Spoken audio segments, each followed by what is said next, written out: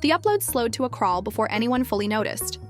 One week there were 3 new videos, the next only one, and now fans refreshed the channel in silence, wondering why the cheerful Texas teenager who once unboxed a toy every sunrise is suddenly nowhere to be found.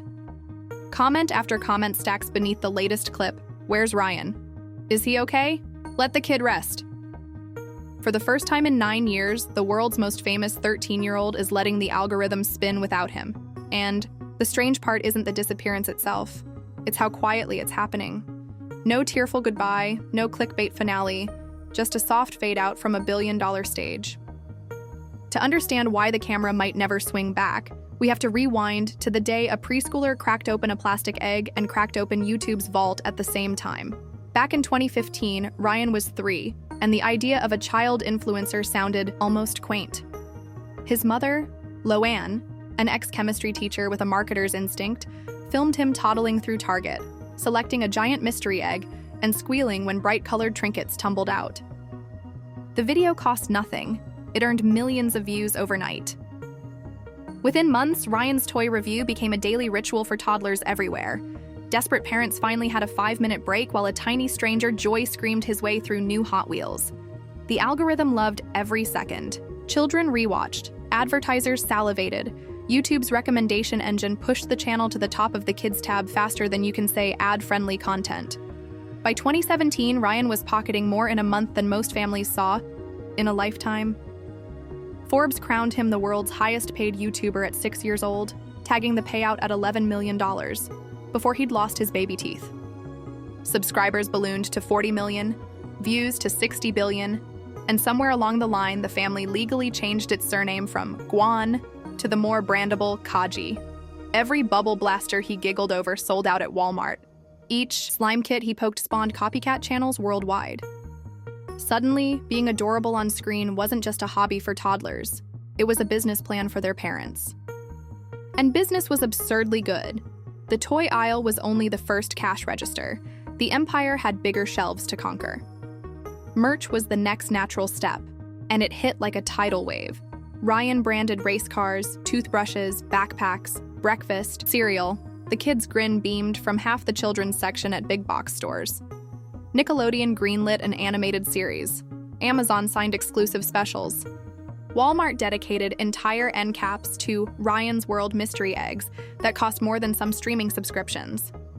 With every corporate handshake, the channel's tone shifted from homemade giggles to polished product demos. Loanne and Cheyenne, juggling production schedules and licensing deals, hired an army of editors under Pocket Watch, a startup built to franchise kidfluencers. Suddenly, storyboards replaced spontaneity. Videos stuffed product mentions between scripted jokes, and Ryan, still in elementary school, learned to hit brand talking points as smoothly as any late-night host. But if the parents were thrilled, the internet started to wince.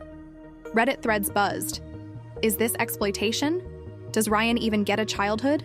Viewers clipped moments where his answers sounded rehearsed, his smile just a shade too mechanical. A 6-year-old had become a CEO without realizing it. Rome wasn't built in a day, but burnout sometimes is. 2018 brought an unexpected reality check. PewDiePie, YouTube's adult overlord, reacted to a Ryan video and called the vibe kinda sad. He joked at first, but halfway through the roast, his grin faded. There's something off about this, he muttered, highlighting how Ryan could barely finish a sentence before a parent's voice cut him off screen, steering him back to the script. The clip went viral, and for many it was the first time they considered the cost of kid content. By 2020, child psych specialists entered the chat. Dr. Pamela Rutledge described identity erosion, warning that children raised inside an online persona often reach adolescence unsure who they are when the camera shuts off. Legislators noticed too. Whispers of a YouTube Coogan law floated around state houses. Meanwhile, the uploads kept rolling. Twice a day, some weeks, each thumbnail louder than the last. Inside the frame, you could almost see Ryan's spark dimming. The twirls grew lazier, the wows flatter, and the editing pace accelerated to compensate, chopping every breath into confetti so no one lingered long enough to feel the fatigue. Fans still watched, but eagle-eyed viewers compiled montages showing the difference between 2016's bright-eyed unboxer and 2022's monotone pitchman. Then the family tried Hollywood, and that's where the wheels skidded off entirely. Ryan's World, Titan Universe adventure sounded unbeatable on paper. A big-screen origin story featuring Ryan's superhero alter ego, plus enough CGI gadgets to make Iron Man blush. Pocket Watch pumped millions into production, convinced parents would fork over theater prices for 90 minutes of sanitized heroics. Opening weekend looked more like a ghost town. Viral photos on social media showed empty auditoriums, concession stands quieter than study halls. Box office trackers later pegged total domestic earnings at just over $600,000, less than the merchandising budget. Critics labeled it a 90-minute toy commercial. Parents shrugged, kids begged to see Spider-Verse again instead.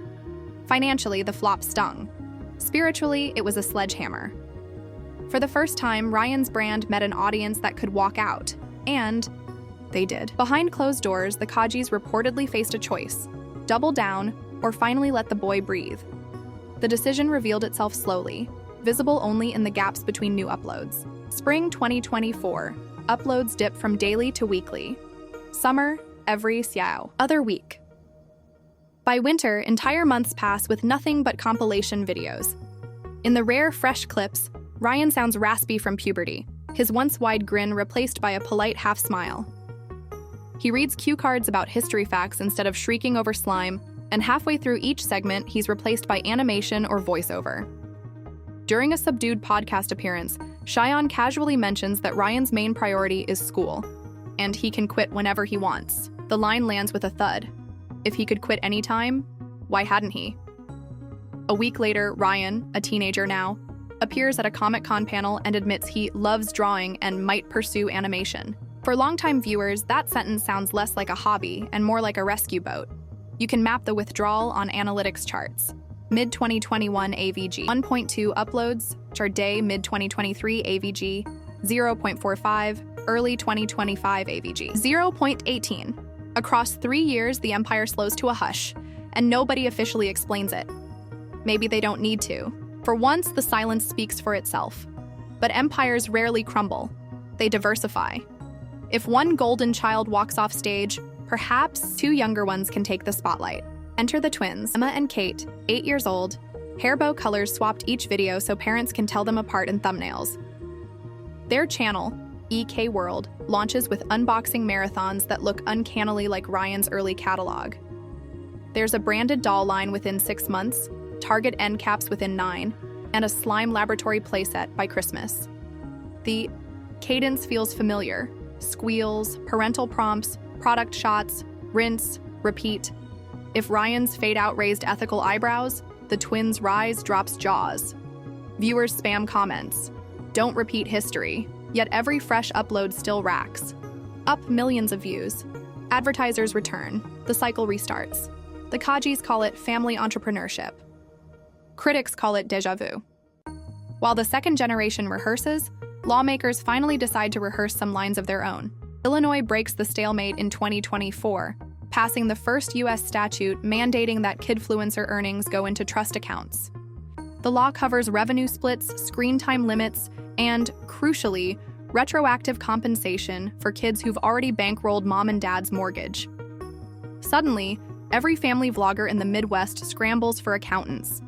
Other states draft copycat bills. Congressional hearings float the idea of federal oversight. YouTube responds with a bland press release about continuing to explore protections. Translation: the tide is turning, but ad revenue still reigns, for now. Meanwhile, watchdog groups compile lists of channels featuring minors for more than half their runtime. Ryan's World sits at the top, a cautionary tale pinned in digital amber. And in the eye of the storm stands a teenager drawing in his sketchbook, quietly choosing his future.